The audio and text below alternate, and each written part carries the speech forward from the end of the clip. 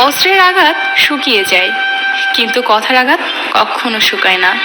দুর্বলতার সুযোগ নিয়ে পিছন থেকে ছুরি সবসময় কাছের মানুষরাই বেশি মারে। যে কষ্ট দেখাতে জানে না, তার কষ্ট অনেক বড়।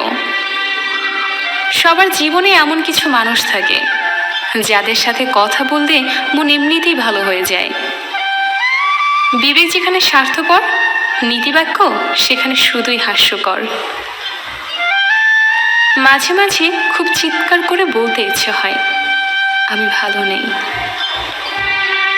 দুঃখ সবাই দিতে পারে, কিন্তু দুঃখ সইতে সবাই পারে না।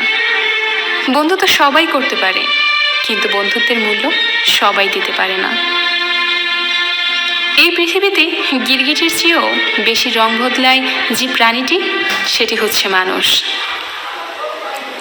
জীবনটাই আজ বিষে বিষাক্ত, সেটি হলো মানুষ। জীবনে যদি হাসি খুশি থাকতে চাও, তাহলে মানুষের ফালতু কথায় কান দিও না, জাস্ট ইগনোর করো। অন্যের চোখের জলে নিজের সুখ তৈরি করে বহুদূর যাওয়া যায় না। জীবনের সুখ দুঃখগুলো স্থায়ী হয় না, কিন্তু কিছু মানুষের দেওয়া আঘাত সারা জীবনের জন্য দীর্ঘস্থায়ী হয়ে রয়ে যায়। অবশেষে আমি বুঝতে পেরেছি, জীবনে যাদের বেশি বিশ্বাস করেছি আর ভালোবেসেছি, তারাই সবচেয়ে বেশি ঠকিয়েছে আর কষ্টও দিয়েছে।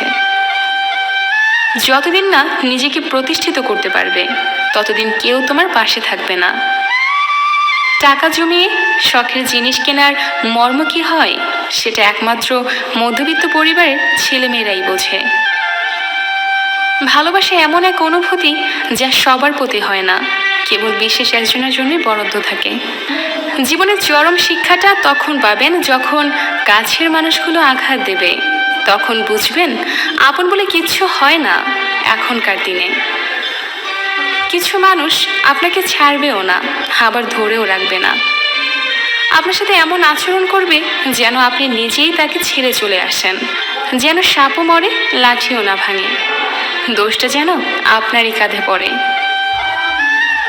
বিশ্বাস এক ভয়ঙ্কর জিনিস, যা দেখা যায় না, ছোঁয়া যায় না, কিন্তু এটা হারালে সব কিছু হারিয়ে যায়।